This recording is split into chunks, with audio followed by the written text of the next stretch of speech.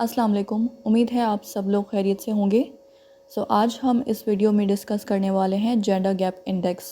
सबसे पहले हम यही समझेंगे कि जेंडर गैप इंडेक्स क्या होता है और उसके बाद जेंडर गैप इंडेक्स पे पाकिस्तान की रैंकिंग के हवाले से बात करेंगे। ऑलराइट, सबसे पहले अगर हम जेंडर गैप इंडेक्स को समझें तो यू नो कि it is used to measure gender equality, या फिर हम इन अदर वर्ड्स ये भी कह सकते हैं कि जेंडर पैरिटी को मेजर करने के लिए ये एक इंडेक्स तैयार किया गया है by the world economic forum, और ये इंट्रोड्यूस किया गया था इन 2006।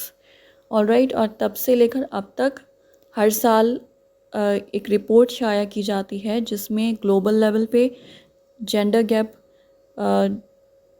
मेजर किया जाता है। इसके अलावा इंडिविजुअली तमाम कंट्रीज़ का जेंडर गैप भी मेजर करके वो रिपोर्ट एक पब्लिश की जाती है।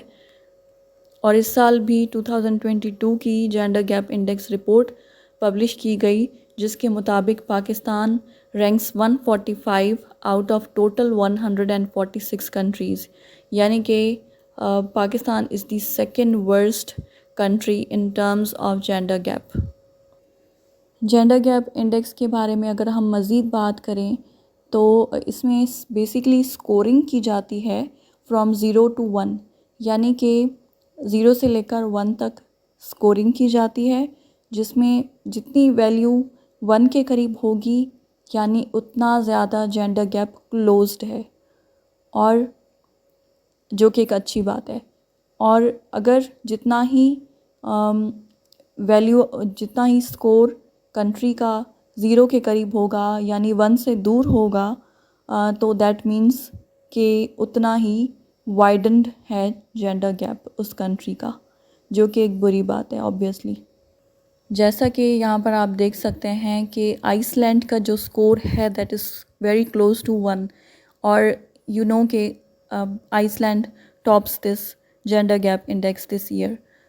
उसी तरह अगर हम अफ़गानिस्तान का और पाकिस्तान का स्कोर देखें तो इट इज़ क्लोज़र टू 0 और इट इज़ फार फ्रॉम 1, तो दैट मीन्स के इन कंट्रीज़ का जो जेंडर गैप है वो वाइड है, which is obviously not something to be proud of. Gender gap index के बारे में नेक्स्ट जो इम्पॉर्टेंट बात है वो ये है कि it is based on 4 major criteria, यानी कि इसके लिए 4 पैरामीटर्स बताए गए हैं जिनकी बिना पर जेंडर गैप को मेजर किया जाता है। ठीक है, जिसमें सबसे पहले आता है economic participation and opportunity, number 2 is educational attainment, number 3 is political empowerment and number 4 is health and survival. तो ये 4 पैरामीटर्स हैं जिनको मेजर किया जाता है थ्रू अदर सब इंडाइसेस। ठीक है, और एट द एंड फिर डिटर्मिन किया जाता है gender gap score for a country. अब अगर हम फर्स्ट पैरामीटर की बात करें इकोनॉमिक पार्टिसिपेशन और अपॉर्चुनिटी, तो उस हवाले से ये है कि कौन सा कंट्री वुमेन की इकोनॉमिक एम्पावरमेंट के लिए कितने रिसोर्सेज उन्हें प्रोवाइड करता है और उन्हें कितनी अपॉर्चुनिटीज़ प्रोवाइड करता है। इसमें सैलरी का जो इंडेक्स है वो भी देखा जाता है, यानी पे गैप को भी मेजर किया जाता है, जिसकी बिना पर डिटर्मिन किया जाता है कि किस कंट्री की मेल और फीमेल के हिसाब से इकोनॉमिक पार्टिसिपेशन और अपॉर्चुनिटी अच्छी है या ख़राब है। जैसा कि हमने देखा है कि पे गैप काफ़ी उसमें हमें एक नज़र आती है, एक काफ़ी गैप नज़र आता है कि ख़ास तौर पे वुमेन को कम पे किया जाता है as compared to their male counterparts. ठीक है, तो जब ये चीज़ मेजर की जाती है, जब ये एस्पेक्ट में मेजर किया जाता है तो इस पे गैप को ज़रूर देखा जाता है। Next is educational attainment. इसमें देखा जाता है बेसिक लेवल एजुकेशन और higher level education of women. ठीक है, यानी कि प्राइमरी, सेकेंडरी और टर्शरी लेवल्स पे फ़ीमेल पॉपुलेशन की कितनी इनरोलमेंट है उसको देखा जाता है, उसको मेजर किया जाता है। Next is political empowerment. ठीक है, इसमें बेसिकली देखा जाता है कि वुमेन की कितनी पार्टिसिपेशन है in political processes and in political decision making या फिर वुमेन की कितनी पार्टिसिपेशन है in the decision making bodies of the country. जैसा कि हमारा पार्लियामेंट है, हमारा नेशनल असेंबली है, वहाँ पे लॉ मेकिंग होती है, वहाँ पे लॉज बनाए जाते हैं मुख्तलिफ, ठीक है। तो देखा जाता है कि वुमेन की वहाँ पर कितनी पार्टिसिपेशन है इन दी नेशनल असेंबली और पार्लियामेंट ऑफ एनी कंट्री। और ये इसलिए ज़रूरी है, ये इंश्योर करना इसलिए ज़रूरी है क्योंकि वुमेन रिप्रेजेंटेटिव्स ही जो है वुमेन के प्रॉब्लम्स को एड्रेस कर सकते हैं, ठीक है। और वही जो है they can speak up for the passage of women centric laws, ठीक है। तो इसलिए ये बात ज़रूरी है कि वुमेन को पॉलिटिकली एम्पावर किया जाए और उनकी रिप्रेजेंटेशन बढ़ाई जाए in the decision making bodies of the country, ताकि जो वुमेन जो फीमेल पॉपुलेशन है उनके इश्यूज़ को इफ़ेक्टिवली एड्रेस किया जा सके। Alright, next is health and survival. इसमें मेजर किया जाता है लाइफ एक्सपेक्टेंसी और मैटरनल मॉर्टेलिटी रेट और कुछ चंद मज़ीद इंडाइसिस के थ्रू इन चीज़ों को भी, हेल्थ एंड सर्वाइवल को भी मेजर किया जाता है। इन तमाम पैरामीटर्स की इंडिविजुअली स्कोरिंग भी की जाती है और उसके अलावा एक जनरल किसी कंट्री की स्कोरिंग भी की जाती है इन terms of the gender gap. Alright, और हर साल इस रिपोर्ट को पब्लिश करने का मकसद ये है कि जिस कंट्रीज़ की पॉलिसीज़ फ्लॉड हैं या फिर जिन कंट्रीज़ का गैप, जेंडर गैप बहुत ज़्यादा है, तो उनको इनकरेज करना कि वो ऐसी पॉलिसीज़ अडॉप्ट करें जिससे वुमेन की पार्टिसिपेशन को बढ़ाया जाए, ठीक है। क्योंकि वर्ल्ड वाइड इस बात पर ये कंसेंसस है कि वर्ल्ड इकोनॉमी में वुमेन का पार्टिसिपेशन बहुत ज़रूरी है, ठीक है। स्पेशली अगर हम इंडिविजुअली कंट्रीज़ की बात करें तो जैसे पाकिस्तान है, पाकिस्तान हैज़ 107 मिलियन वुमेन, ठीक है। तो ऑब्वियसली अगर हमारी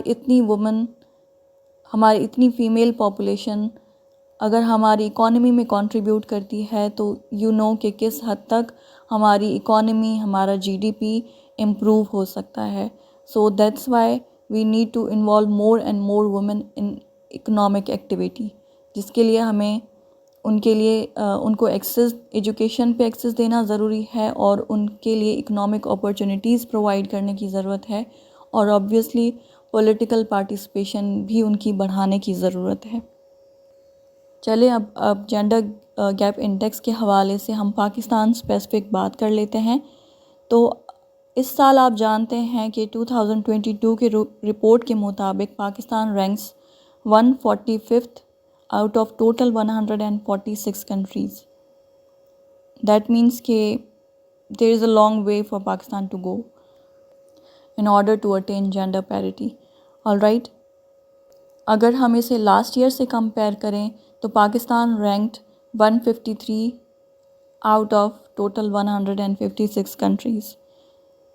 सो यू कैन क्लियरली सी कि एज सच कोई इम्प्रूवमेंट नहीं आई पाकिस्तान के रिकॉर्ड में।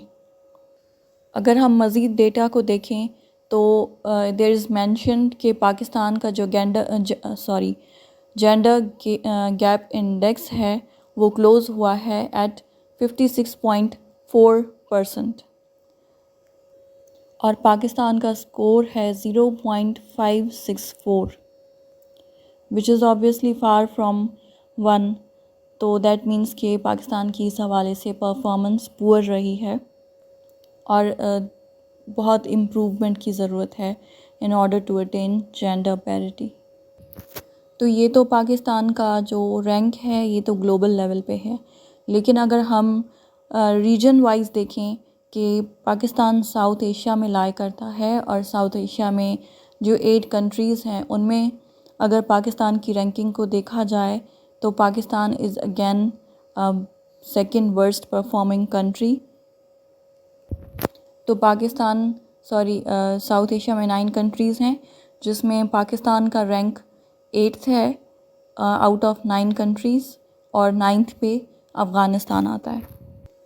वैसे अगर हम पाकिस्तान को ग्लोबल लेवल पे कंपेयर करें तो पाकिस्तान की परफॉर्मेंस अच्छी नहीं, लेकिन अगर हम पाकिस्तान को पाकिस्तान के पास्ट रिकॉर्ड से कंपेयर करें तब भी हम यही देखते हैं कि पाकिस्तान का हर साल सिर्फ जस्ट 0 पॉइंट समथिंग में इम्प्रूवमेंट आती है और कोई सिग्निफिकेंट इम्प्रूवमेंट नहीं आई पाकिस्तान के जेंडर गैप स्कोर में। ऑलराइट, अब यहाँ पर एक और बात करना ज़रूरी है कि जो हमने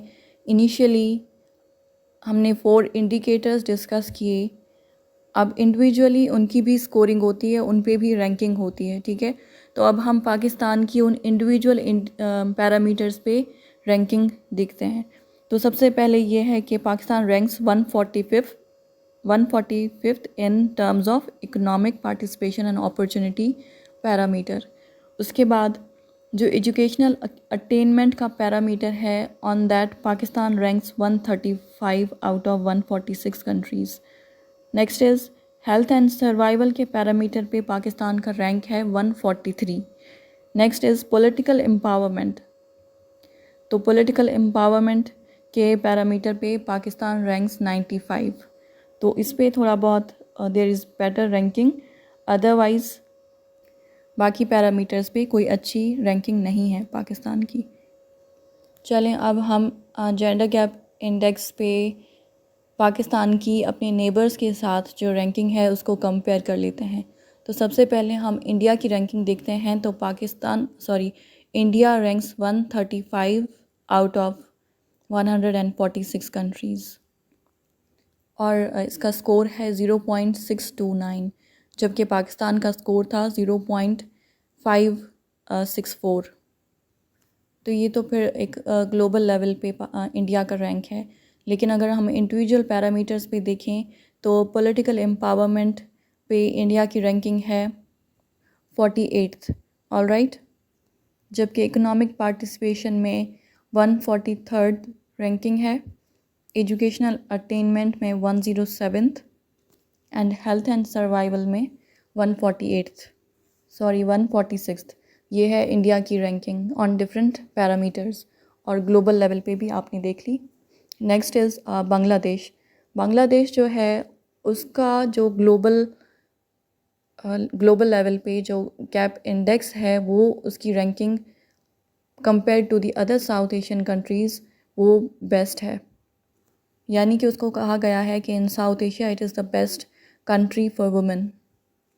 और पॉलिटिकल एम्पावरमेंट के पैरामीटर पे बांग्लादेश की रैंकिंग है 9th, which is obviously very good. और अगर हम ग्लोबल लेवल पे उसकी रैंकिंग देखें तो इट इज़ 71st पोजीशन। उसकी इकोनॉमिक पार्टिसिपेशन में 141 रैंक पे लाई करता है Bangladesh, and in terms of health and survival it's on 129th rank. सो आप देख सकते हैं कि कंपैरेटिवली बांग्लादेश की जो स्कोर है या बांग्लादेश का जो रैंक्स हैं मुख्तलिफ पैरामीटर्स पे और ग्लोबल लेवल पे भी वो काफ़ी बेहतर हैं एज़ कम्पेयर टू पाकिस्तान और इंडिया।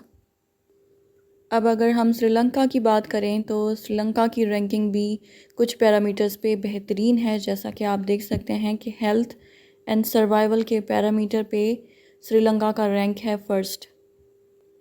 एजुकेशनल अटेनमेंट में श्रीलंका का रैंक है 80th, जबकि globally it's ranked on 110th position. Economic participation के हवाले से उसका रैंक है 122 out of total 146 countries, and again political empowerment के हवाले से it is ranked on 93rd position. अब अगर हम अपने नेबर ईरान की बात करें तो यू कैन सी के ग्लोबल जेंडर गैप इंडेक्स पे it lies on 143rd position, जो कि थोड़ी सी पाकिस्तान से बेहतर है। लेकिन आप बाकी के इंडिकेटर्स पे भी पैरामीटर्स पे भी ईरान की जो रैंकिंग है वो खुद ही देख सकते हैं कि it's above 100, which is not good obviously. बाकी आप साथ में अफ़गानिस्तान की भी रैंकिंग देख लें जो कि लास्ट में आता है। Obviously it is the 146th country out of the total 146 countries. So अब हम इस वीडियो को यहीं पर एंड करते हैं। सो नाउ यू नो कि पाकिस्तान की जो रैंकिंग है, जो वर्स्ट परफॉर्मेंस है, वो किस बिना पे मेजर की गई है और किन वजूहात की वजह से, या कौन सी पाकिस्तान की किन पैरामीटर्स पे पाकिस्तान की परफॉर्मेंस की वजह से पाकिस्तान को ये रैंक दिया गया है on the gender gap index. So let's end this video here. If you found it helpful, please like, share, comment and subscribe to my channel. Thank you so much. Take care. Bye bye.